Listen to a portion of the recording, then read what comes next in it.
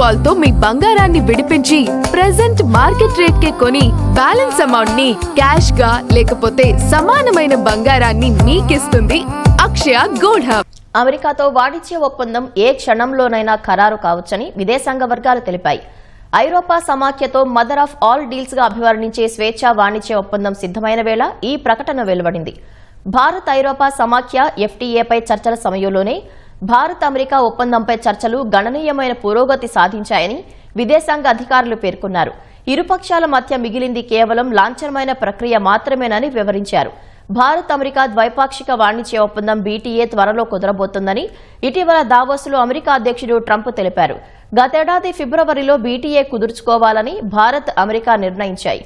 ప్రస్తుత ఇరు దేశాల ద్వైపాక్షిక వాణిజ్యం $191 బిలియన్ ఉండగా 2030 నాటికి $500 బిలియన్ చేర్చాలని లక్ష్యంగా పెట్టుకున్నాయి.